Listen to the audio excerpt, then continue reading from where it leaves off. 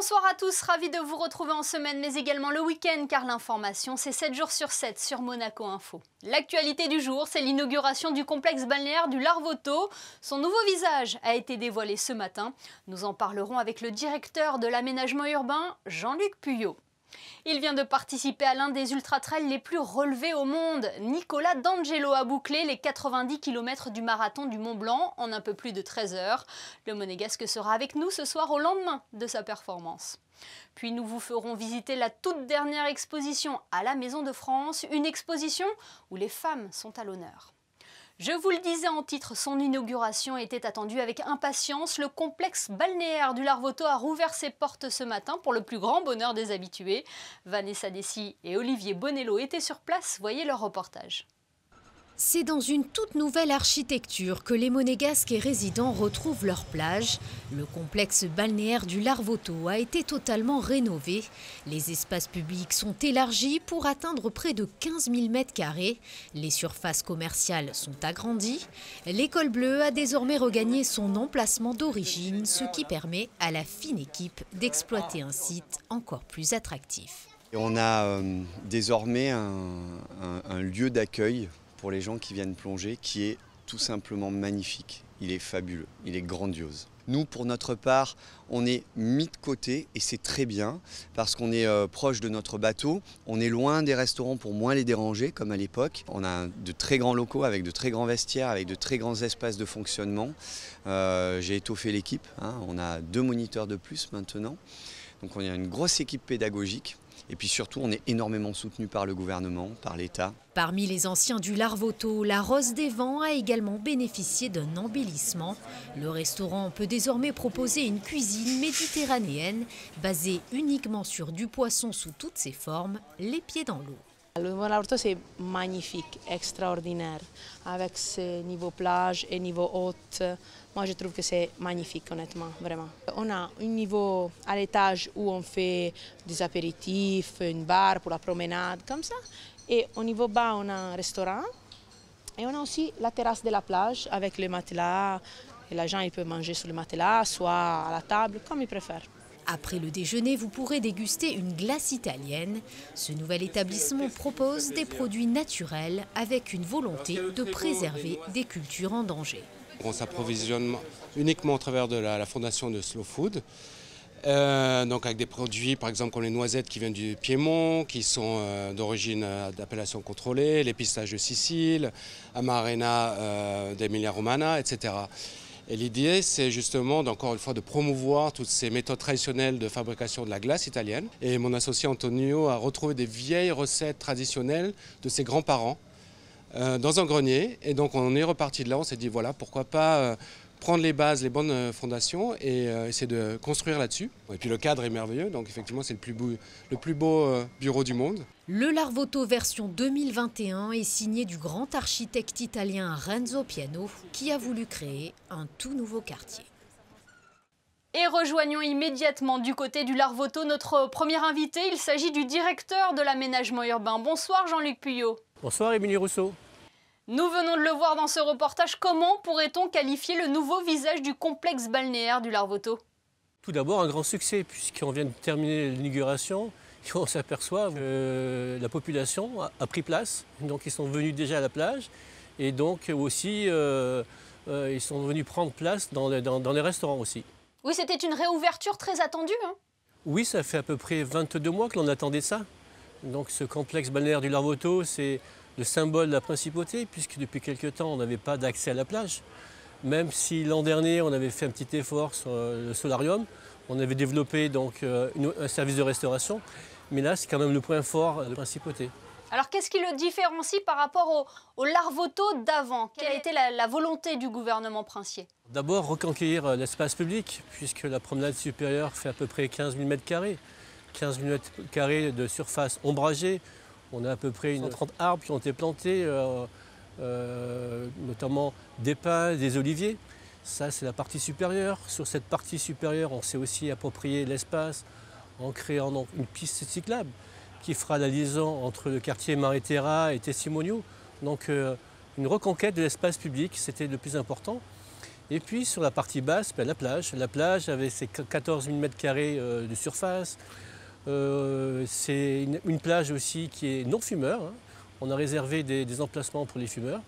Une plage qui accueille un certain nombre de particularités. Donc évidemment, en premier lieu, de tous les commerces, les anciens commerces qui étaient sur la plage. Je pense à la Rose des Vents, au Neptune, au Miami, à la Licorne, au Palais du Maillot, au Glacier Mulot. Et puis on a ajouté, qui existait déjà, la crèche, la salle de gym. Et là où je me trouve à l'heure actuelle, sur la terrasse de l'Académie de la Mer, avec l'établissement de Pierre Froilat. Alors vous l'avez dit, c'est un grand succès pour cette réouverture. Nous sommes allés recueillir les avis des premiers visiteurs qui ont découvert avec vous le Larvoto aujourd'hui. On les écoute et on se retrouve juste après. C'est magnifique pour l'instant. Bon, je vois que c'est pas fini encore, mais ça a l'air d'être magnifique, hein. Justement, avec ma femme, on promène pour voir les nouveautés de l'ouverture. Je pense que c'est très joli. Ça va être l'esplanade est très belle là-haut. Et puis les plages sont beaucoup plus grandes, je trouve aussi. Oui, ça commençait à dater un peu, ouais. Les vieux marbres, bon, c'est une page qui s'est tournée manifestement. Ça me fait un petit peu penser au Yacht Club et tout. Enfin, c'est moderne, quoi. Comme j'ai travaillé ici à 20 ans, donc je reviens 20 ans après, et je trouve que Monaco a... Alors après, il y en a qui vont dire ça a changé en mal, ça a changé en bien. Moi, je dis que ça a évolué simplement. C'est juste gigantesque, c'est magnifique. On se réjouit de louer un transat et puis de profiter de ce nouvel endroit magnifique. Le Larvoto, moi, il me paraît un peu plus petit. Il me paraît. Bon, il est plus beau quand même. Il y a beaucoup plus de commerce qui ne dérange pas la route. Il y a une route principale. Mais après, c'est vrai qu'il fait plus petit en haut parce qu'avant c'était large, il n'y avait rien au milieu, il n'y avait pas de jardinière. Déjà, le design il est mieux. Et après, j'aime bien la longue promenade. Et le sol il est bien si on veut faire du skate. Jean-Luc Puyot, on vient d'entendre, les avis sont unanimes. Ce complexe balnéaire du Larvoto se présente véritablement comme un lieu de vie à l'année, hein. Absolument. Une des particularités, c'est que les commerçants ouvriront leur restaurant toute l'année. On peut noter que par rapport aux surfaces anciennes, on a développé plus de 4 m² de surface nouvelle. Et le site Handiplage, Audioplage, sera toujours opérationnel ? Il est déjà opérationnel depuis ce matin, donc il a changé un peu de place, mais il se trouve côté méridien. Et il est toujours opérationnel. Oui, puis il y a une navette qui sera mise en place par le gouvernement. À quoi va-t-elle servir ? Absolument, donc une navette électrique de 22 places va être mise en place dès aujourd'hui. L'idée, c'est de récupérer donc, les gens qui sortent du parking avoisinant de la plage pour les amener sur le site. Donc la navette effectuera un trajet qui partira du rond-point du Portier jusqu'au Monte Carlo Bay pour récupérer tous les gens qui sortiraient des parkings. De quoi rendre la plage plus accessible. Absolument. Voilà, donc une réouverture du complexe balnéaire du Larvoto qui tombe à point nommé avec les beaux jours que nous vivons actuellement. Merci infiniment Jean-Luc Puyot d'avoir été avec nous aujourd'hui. Merci Émilie Rousseau. Bonne soirée. Et dans le reste de l'actualité, ce samedi 3 juillet correspond à la journée mondiale sans plastique. Bonsoir Frédéric, une journée à laquelle s'associe bien évidemment la principauté. Bonsoir Émilie, une journée qui permet de rappeler la nécessité d'éliminer progressivement les sacs en plastique et de promouvoir l'utilisation des sacs organiques réutilisables. La décomposition des sacs en plastique peut s'échelonner sur une centaine d'années avec des effets néfastes sur l'environnement. À Monaco, depuis juin 2016, les sacs de caisse en matière plastique à usage unique sont interdits. En janvier 2017, cette interdiction a été étendue à tous les sacs en matière plastique constitués de moins de 30% de matière biosourcée destinée à l'emballage de marchandises dans les commerces. Cette proportion a progressivement augmenté pour atteindre 50% en janvier 2020 et elle a été fixée à 60% pour janvier 2025. Dans un tout autre domaine, l'ambassadeur de Monaco en Espagne a réuni les consuls de Monaco. Jeudi, Catherine Vautry-Rousseau a organisé à Madrid une réunion de travail avec les consuls de Monaco. La principauté compte 7 consulats en Espagne qui couvrent les différentes régions et communautés autonomes du pays. Cette séance de travail a permis d'échanger sur la situation économique et politique de chacune des circonscriptions et de faire le point sur les conséquences de la pandémie dans les différents secteurs d'activité économique de ce pays. Et on termine par ces images tournées hier soir sur le patio de l'Hôtel de Paris. Le prince Albert II a inauguré la nouvelle pergola Princesse Grâce de Monaco devant une cinquantaine de personnes présentes pour l'occasion et notamment Victoria Zilseth. Merci Frédéric. Notre prochain invité est à Chamonix actuellement. Nicolas D'Angelo vient de participer aux 90 km du marathon du Mont Blanc. Il a franchi la ligne d'arrivée après 13 h et 26 minutes de course. Le Monégasque s'est classé 25e senior de cette ultra-trail, le plus relevé au monde. Et il nous fait le plaisir d'être avec nous ce soir. Bonsoir Nicolas D'Angelo. Bonsoir Émilie. Comment vont les jambes tout d'abord? C'est un peu compliqué, on a du mal à marcher. Ça sera pire demain encore, mais c'est le jeu du trail. Alors après plus de 13 heures de course, comment on gère un trail comme celui-ci? Il faut forcément des aptitudes physiques, mais c'est beaucoup de gestion. Quelqu'un qui a des grosses capacités et qui ne gère pas sa course et qui part au bout de 1 heure, 2 heures à fond, il ne peut pas terminer une épreuve comme ça. Donc il y a aussi de la stratégie à mettre en place et c'est ce qui est intéressant dans ce sport. Et mentalement, comment on se prépare à ce type de course? C'est quand même assez conséquent, partir à 4 h du matin, se dire qu'on n'arrivera que dans l'après-midi. Faut être prêt aussi dans la tête. Ouais, il faut l'accepter. Après, c'est un challenge tellement incroyable que bon, on sait qu'on va souffrir. On sait aussi que ce qui va se passer est quand même quelque chose d'inédit, qu'on va faire peut-être qu'une fois dans sa vie. Donc on est en connaissance de tout ça. On est prêt à souffrir pendant toute une journée. Est-ce que vous étiez fixé des objectifs? Terminer, c'est déjà quelque chose de fou. J'avais jamais fait une telle distance. Je m'étais entraîné, j'avais déjà fait 30, 40 km, mais jamais 90 km en course, avec un dénivelé aussi important. Je pensais, si je faisais 15 heures, c'était déjà très bien. Donc je suis vraiment très satisfait du temps. Quel était le parcours? Donc le marathon du Mont Blanc se déroule à Chamonix. C'était pas que du plat, évidemment. Non, il y avait 6500 mètres de dénivelé positif, avec en résumé 6 montées à chaque fois de 1000 mètres de dénivelé positif, donc 1 km vertical. C'était très usant, c'était très dur. Ça faisait tout le tour de la vallée de Chamonix. Voilà, donc les points de vue étaient complètement dingues. Et on en prenait plein les yeux pendant tout le parcours et ça aide à faire passer le temps quand même. Nicolas, qu'est-ce qui vous a motivé à vous lancer dans un tel défi? 90 km en montagne, faut avoir envie quand même. Hein. Ouais, c'était un peu fou. C'était pas prévu de base. J'ai eu la chance d'être invité même pas un mois avant. J'avais bien repris l'entraînement ces derniers mois. Je voulais faire du trail, peut-être pas ultra trail. Et puis j'ai eu cette opportunité et j'ai pas trop calculé et j'y suis allé et ça s'est bien passé. Et vous avez été grandement soutenu dans cette épreuve. On a pu voir votre maman à l'arrivée, c'était très émouvant. Ouais, il y a eu ma maman qui est venue avec moi à Chamonix, qui m'a beaucoup aidé pour les ravitaux. J'ai aussi un très très bon ami à moi avec qui je m'entraîne beaucoup qui est venu. Et oui, forcément, ça booste. Alors nous, on a déjà eu l'occasion de vous suivre en Europe, mais c'était sur des épreuves de cyclisme. Comment on passe du vélo à la course? Bah, c'était pas trop prévu. Et en fait, à l'époque, je commençais mes études de droit et il fallait faire un choix. Donc, j'ai dû m'arrêter avec le vélo. Et puis là, la période très particulière à partir de janvier-février avec le confinement, voilà, même au niveau de la vie sociale, c'était même compliqué de voir ses amis. Je sais pas, j'ai voulu me lancer un objectif. Et avec plein de copains du vélo qui ont même repris la course à pied, le trail, bah, j'ai commencé à me réentraîner pendant plusieurs mois avec ces objectifs en ligne de mire. Et non, c'est un kiff. Il n'y a que le sport pour procurer des sensations, des émotions pareilles. Bien, merci beaucoup Nicolas D'Angelo d'avoir été avec nous depuis Chamonix et félicitations pour votre performance. Merci beaucoup, à bientôt. Et on reste dans le domaine du sport avec vous, Frédéric Elion, et les qualifications du Grand Prix d'Autriche.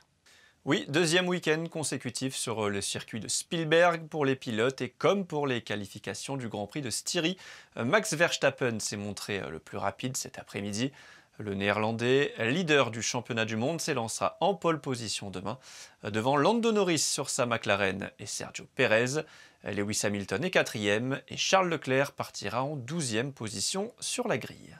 Et enfin, week-end chargé pour les différentes sections de l'AS Monaco Volleyball en beach. Oui, en N15, les filles seront à Nîmes dimanche pour le 4e tour de la Coupe de France.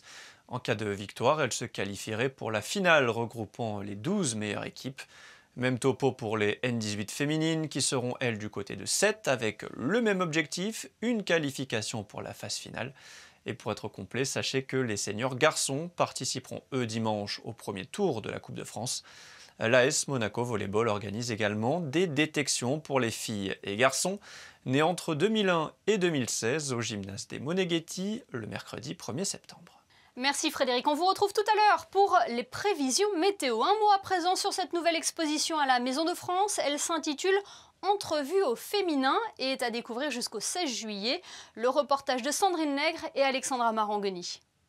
L'Union des Français de Monaco et la Fédération des groupements français de la Principauté vous proposent cette entrevue au féminin. Elle réunit les œuvres de Calypso de Sigaldi, Elisabeth Fessel, Carla Soutra et Vega Venusi. Et une chose est sûre, l'expression de la sensualité est à l'honneur. À l'UFE, effectivement, on a un côté culturel.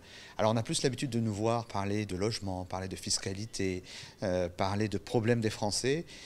Mais finalement, le Covid prend fin et on avait envie de retrouver un peu le sourire, un peu de culture et un peu de se faire plaisir. Aujourd'hui, étant donné que c'est une exposition commune de femmes, une entrevue au féminin, je me suis consacrée à la féminité et j'ai vraiment essayé de travailler la finesse et la délicatesse en travaillant plus la porcelaine, l'aquarelle avec beaucoup de détails, des voilures. Après ces panneaux, place à des tableaux et à d'autres supports comme ces fresques choisies par ces femmes pour exprimer leurs idées sur les femmes, justement. J'ai créé la Vénusie qui envoie un message très coloré, très enfantin, très pop surréaliste. Mais cependant, si vous lisez les cartons sur lesquels vous voyez les textes des tableaux, c'est beaucoup moins gai très souvent et ça raconte la vie des femmes, leurs tourments, leurs angoisses, leurs peurs. Toute ma série a été basée sur les estampes japonaises. J'ai voulu revisiter le concept de l'estampe japonaise comme l'avaient déjà fait les Occidentaux à la fin du 19e siècle.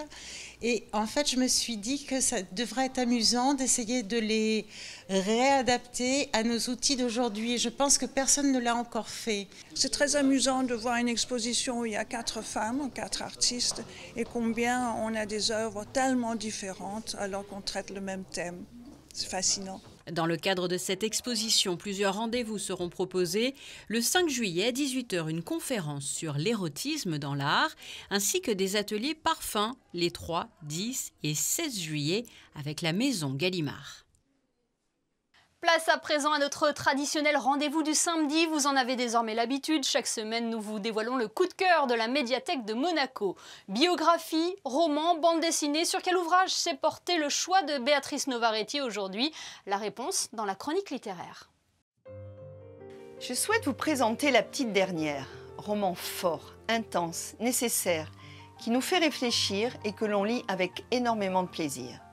L'autrice, Fatima Daas, écrit sous un pseudonyme pour signifier qu'il ne s'agit pas seulement d'une autobiographie, mais bien d'une œuvre littéraire. L'héroïne s'appelle Fatima, prénom symbolique qui donne une responsabilité au personnage puisqu'il est celui de la fille du prophète au comportement exemplaire. De parents algériens, Fatima est la seule de la fratrie à être née en France. Elle habite Clichy-sous-Bois et étudie à Paris. Elle est croyante pratiquante et lesbienne.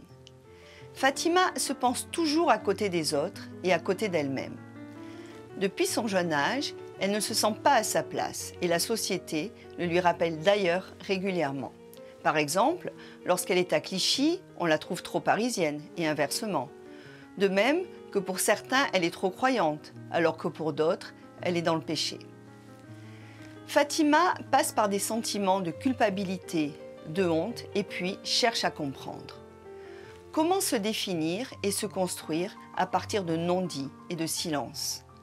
Comment trouver sa place entre les injonctions de la société et ses propres ambivalences? Cette quête identitaire entre foi profonde et homosexualité est abordée avec beaucoup de respect, d'intelligence, de délicatesse, de questionnement intérieur ou bien exprimé auprès d'un imam ou d'un psychologue. Le personnage de la mère est très beau. Bien qu'elle ne comprenne pas sa fille, elle lui démontre simplement son amour par sa présence. Ce roman est une anaphore. Chaque chapitre commence par « Je m'appelle Fatima », suivi de phrases courtes et rythmées. Le questionnement de ce roman est donc, faut-il choisir à travers toutes ses identités? Fatima Daas ne renonce à rien et choisit l'écriture pour s'exprimer et être elle-même. Et découvrez La petite dernière de Fatima Daas ainsi que d'autres ouvrages à la médiathèque de Monaco. N'hésitez pas à demander conseil. On retrouve Frédéric Elion pour les prévisions météo. Quelle est la tendance pour dimanche, Frédéric? Le temps va se dégrader, Émilie, avec un temps très nuageux et des averses prévues en fin de matinée et en deuxième partie de journée. Il fera 20 degrés le matin et 24 l'après-midi. Le soleil se lèvera à 5h52 pour se coucher à 21h17. Dimanche 4 juillet, nous fêterons les Florents. Merci Frédéric et merci à vous de nous être fidèles chaque soir, y compris le week-end. On se quitte en images avec le temps fort de cette journée de samedi, l'inauguration du complexe balnéaire du Larvoto et les premiers estivants qui en profitent déjà. Photo signée Mickaël, allez-y. Et puis toute l'équipe de Monaco Info se joint à moi pour adresser tous nos vœux de bonheur à notre collègue et amie Alexandra Pagny et son mari Benjamin qui se sont dit oui aujourd'hui. Passez une excellente soirée et à demain pour le best-of de la semaine sur Monaco Info.